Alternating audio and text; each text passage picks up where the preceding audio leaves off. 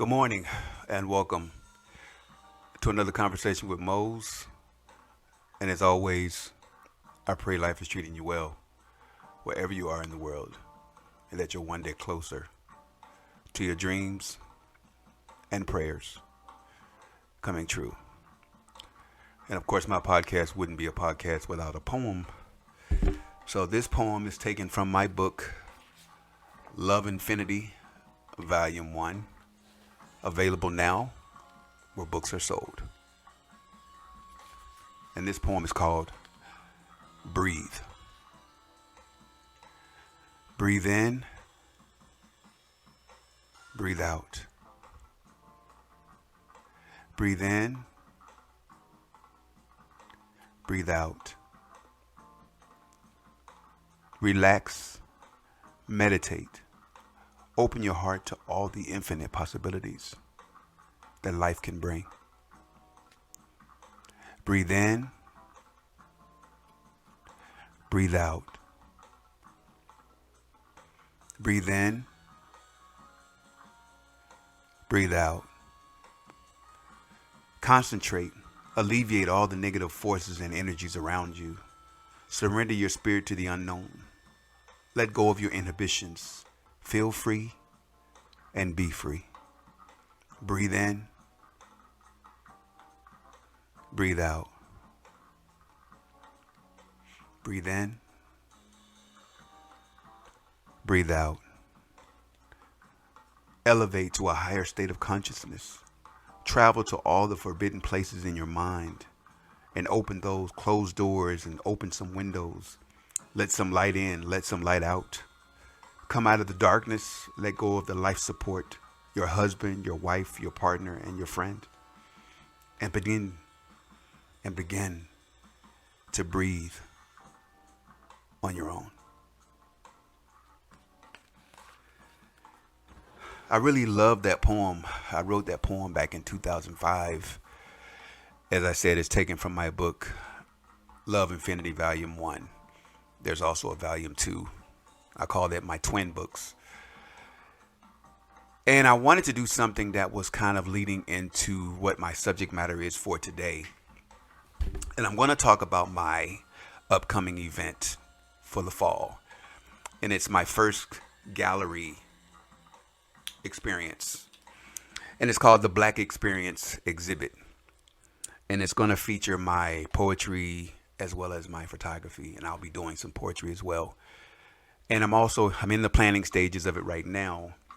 But I wanted to kind of give you guys a heads up about what it's about, what brought it on, what inspired it, that kind of thing. So if you want to donate, which I will talk about later.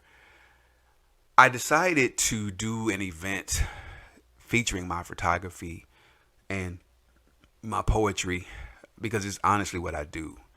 I enjoy the experience.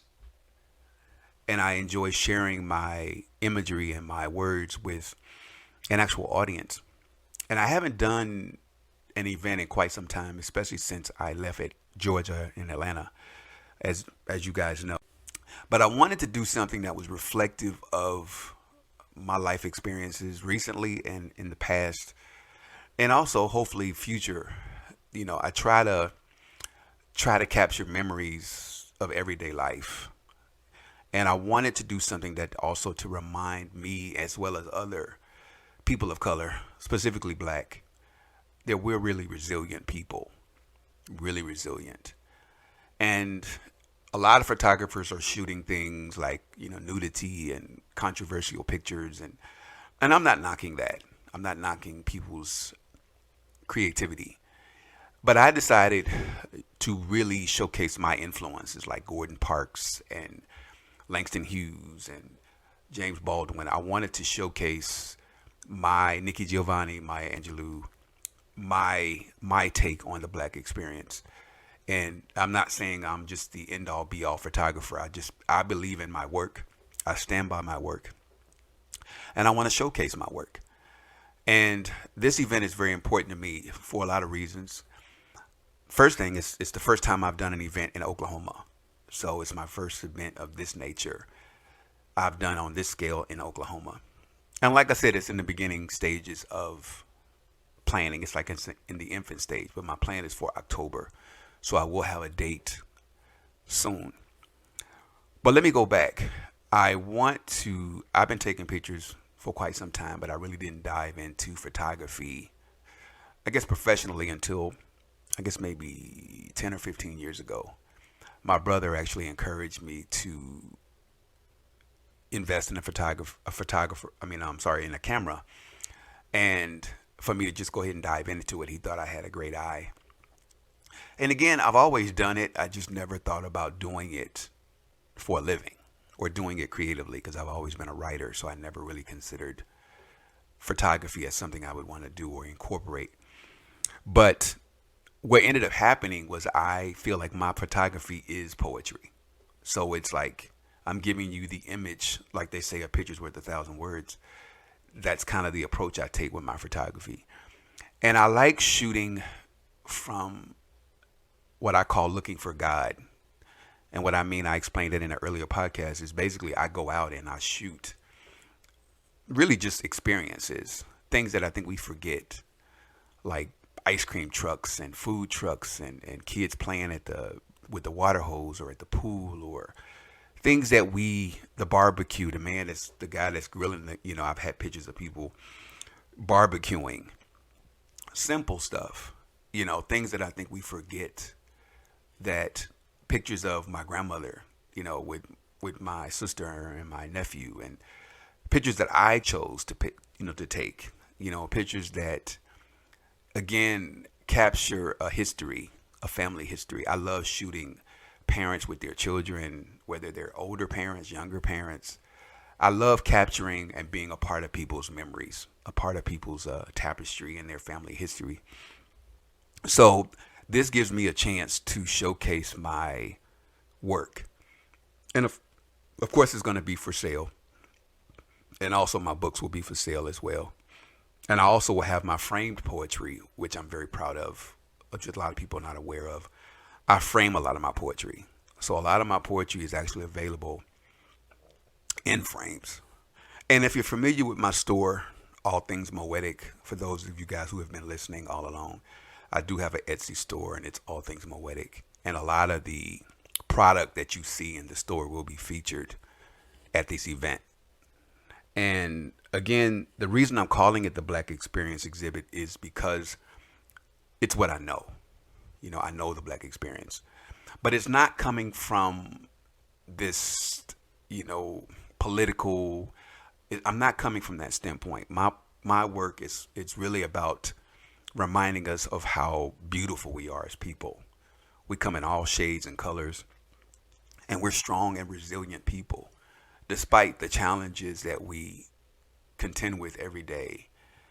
This is my opportunity to showcase my life experience, my Black experience, and showcasing the colors that I think Black people bring to the world. I think we bring a lot of energy, spirituality, emotion, creativity. I think it's an endless amount of things that we bring to the world, and it's reflective in my poetry and in my photography.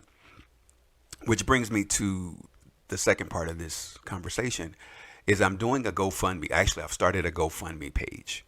So if you guys are interested in helping me bring this to light, I really would greatly appreciate it. You can definitely donate any amount anonymously, or you can actually put your name on it, whatever you choose to do, anywhere from $5 to whatever amount you want to pay. All the money is going toward putting together this event, getting my easels and some of the materials that I want to have to promote the show, things that I'm going to be selling at the show. There are a few other things that I may need along the way, but all the money is going toward this Black Experience exhibit, which I will have a date, hopefully soon in terms of October, but it's definitely going to be in the fall. And I'm actually, like I said, reaching out to you guys for those who believe in me and what I'm doing in my vision. Those that have been listening to my podcast, that have been keeping up with me on social media, know that I'm a man of my word. And also, I will be I'm working on the details of that, but I want to do a live auction as well at the same day of the event. So if you're not able to come, you'll still be able to purchase a picture, a book, whatever you choose via the website. I'm just trying to figure out how to really pull that all together. But if you're not able to come to the actual event, you'll be able to still be a part of the event via webcam. And I'll be actually doing, like I said, doing poetry and then selling my stuff right there on the spot. And again, I do hope that you're able to participate in that way as well. But for those who cannot support, if you just want to share it, share it with friends and family you think that might be interested. But also, I want to dispel a lot of the mystery behind GoFundMe.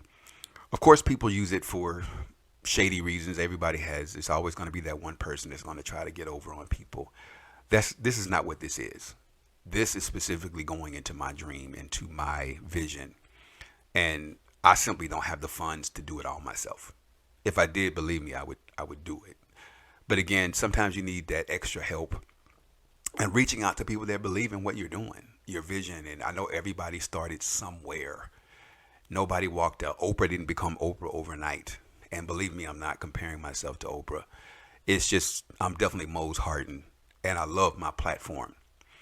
And to be honest, the way the world is now, the way things are going, I want to do something good and positive, because I feel like there's so much negativity going on right now, and I feel like I can dispel some of it, maybe give people another perspective, another avenue, something else to think about. And I love the idea of my work hanging in someone's house, or someone reading one of my books in their nightstand, and they have it and they just pull it out to get some encouragement, because everything I write is strength. It's about faith. It's about rising above adversity, because I think people have a lot of misconceptions about poetry, and also misconceptions about me. I am who I say I am. And it might seem hard to believe, I have all these images online and people wonder, who is this guy? But I am who I say I am. And if you meet me in person, shake my hand, hug me, you'll know that's who I am. Am I perfect? No, not so much. But I believe in what I do. I do. And when I'm in a position to help other people, I want to support other creative people and pour into them the way people have poured into me. That's the whole idea.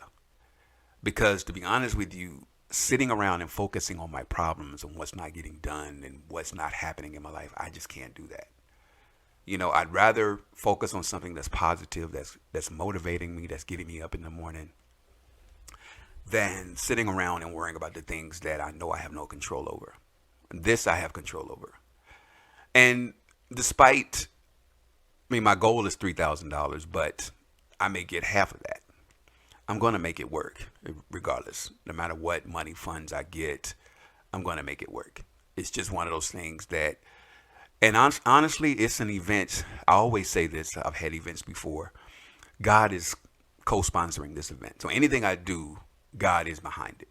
He is my motivating force. He's never not helped me with anything I've set my mind to, especially if it was positive.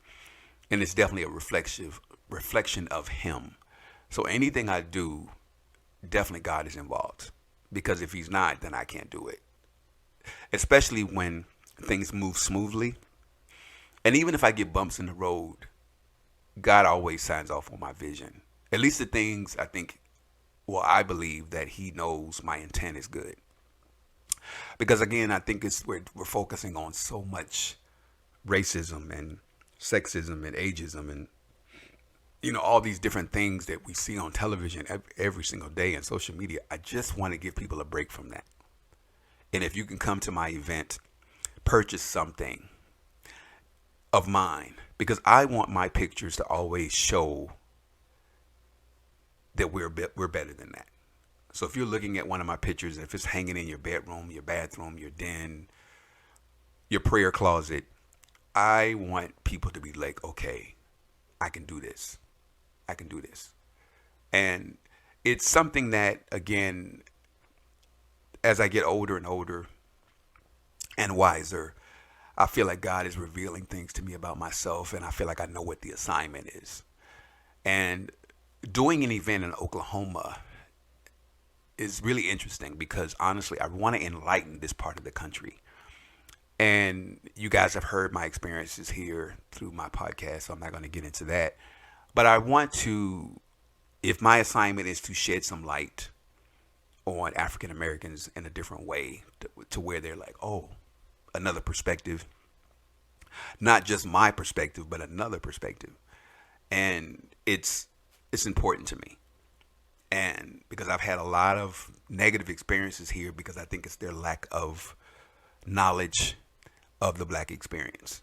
It's not all, about slavery, and I love my history, and you're going to see my history in my work. For example, I got a chance to experience Tulsa, where Black Wall Street is, and I have a lot of my images from that experience. And when I say my experience, walking the streets of Black Wall Street in Tulsa, and every time I go there, it just always, my heart always just skips a beat. And I honestly cried the first time I went, and I just wept. I couldn't believe that black people were doing well here, and they were literally killed. It just, to this day, that still kind of baffles me how black people minding their own business, thriving, would be a threat to anybody. So I have images from that experience as well. A lot of it's good. Some of it is kind of sad. I mean, some of the images, but I think it's, again, a reminder of how far we've come. It's been over 100 years since that experience. And my images help to remind me that if they can overcome that, meaning the people, the descendants of those people, then I can do what I do. And I can take it in stride. I can raise my head up high. Even when I feel broken and I feel worn down and tired, I feel like the ancestors, my ancestors and those ancestors get me up in the morning to keep going. And if I can make life better for the generation behind me, for my nieces and nephews, then I'm going to do that, to keep going, because it is hard. It's hard. I mean, I won't even try to paint this picture that says my pictures and my poetry are just going to save the day. But I do like to believe that my work is about strength, about the resilience of black people and how we have overcome our history, our way of just creating something out of nothing. We just seem to be able to do it, and we get better at it with each generation. And then also I want to show young people that you don't need everybody to like what you're doing. And I'll be honest with you, I know people like what I do. Whether people are hating on me, I honestly don't know. I don't really get that whole jealousy. There's nothing I'm doing that you can't do. I'm just promoting myself. And at the end of the day, I like working for myself. I could do this for free because I love it. I love creating. I love people giving me, it's not so much the compliments of my work. I like people feeling something. If I can make you feel something, then I know I did my job. It's like a songwriter who writes. And it's like, for example, my partner, he's a songwriter. I don't think he knows the impact of his songs. He really is good at inspiring people, especially myself. He knows how to write about the black experience. And it's not so much he's coming from this like, oh, I'm black. It's just that he writes about love in the way I'm used to hearing it. It's like, we're going to get through this. And the way he writes about everything. And we both grew up in the same time where black music was like the cornerstone of the black experience. I mean, they were writing about not having money and getting through tough times. And that's the way he writes. And it's the way I write. It's not about sex and violence and, it's definitely not that. It's about love, making love, being in love, fighting for love. It's all of that. And that's what I want to represent. I want to represent that kind of art that, again, nothing against people that write about sexuality. But there was a time, even Prince, who wrote about sex quite a bit in his earlier years, he wrote about everything. He wrote about politics. He wrote about the black experience. He wrote about love. He wrote about sex. He wrote about pain. He wrote about God, spirituality. He didn't limit himself. He really didn't. And he actually is a big inspiration for me to just take control of your narrative and do it. Do it the way you want to do it. And nobody knows how I want to present myself better than me. Meaning nobody knows what I want to present to the world and what I want to be known for. But I want the same legacy that Langston has, the same legacy that Maya has, the same legacy that James Baldwin has, the same legacy as Gordon Parks. I want to represent something positive and good about the black experience. Yeah, I fought, I've cried, I've gone through some shit, for lack of a better word.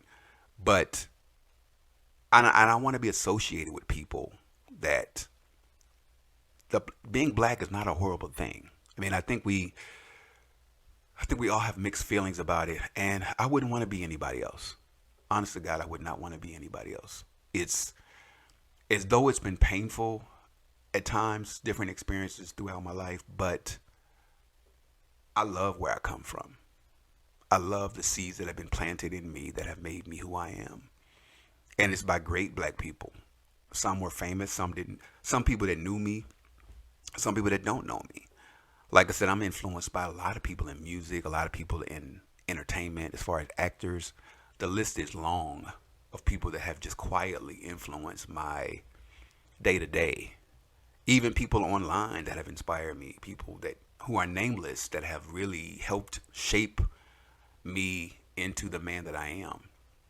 And like I said, I think it's one of those things where we have to be careful about who we associate with right now, because I feel like there's so much negative energy in the world right now. So much. And that's why this event is more important to me. And again, if you can contribute to my GoFundMe, that would be wonderful. But even if you just share it with a friend, or if you just, I don't know, just whatever you think you can do to help me with my vision and help me with my assignment. Because I feel like this is my assignment. And also, I'll probably talk about my screenplay too. And I'm really praying that I finish that really soon. I think I hit a roadblock.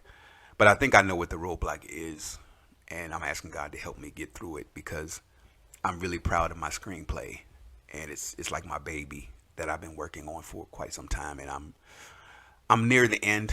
And I think it's just stressing me out, because I'm really not sure which direction I want to go in. But I'm pretty sure I know what I'm going to end up doing.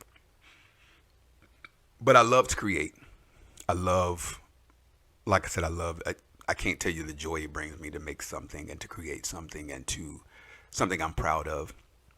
And to bring that to light. And it's going to be a really nice event, because I can see it in my head. People just coming and, engaging with my work, eating, drinking, socializing, and hopefully getting enlightened. Because I like having teachable moments with audiences. And like I said, this will be my first event in Oklahoma. And I'm not sure who's going to come. But I know me, I'm going to give the best that I know how to do. And the one thing I know for sure, every event I've ever had, big or small, God is always there. Always. And I know my grandmother, may she rest in peace, she'll be there. My Aunt Pam. I have people that stand with me at everything that I do, right next to me, and they see it through the good, the bad. I've been known to do poetry and get emotional and cry, and snot in my nose and literally trying to get my face together, and then I finish the poem, because my poetry is that. It's a release. It literally is what makes me who I am, and so is my photography. And again, I do hope you get a chance to come, even if you come online and buy something of mine. And you can stop by my store. You don't have to wait till my event. My store, All Things Moetic. Or if you do a search on Etsy, Mose Hardin, it'll come up. But anyway, I did want to thank you for listening and engaging with me. And I wanted to give you an idea of what this event was about for those that were like wondering, like, what is this he's doing? This is what it is. And like I said, I am a man of my word, and I do hope you will join me on this journey as I embark on this really big task, this assignment. But of course, I'll have pictures and images and updates along the way, and I will have a date for you. Hopefully in the next couple months. Not hopefully, I will have a date for you for the October event. But as always, I want to thank you for listening to A Conversation with Mose. And as always, I pray life is treating you well wherever you are in the world, and that you're one day closer to your dreams and prayers coming true. Thank you for listening.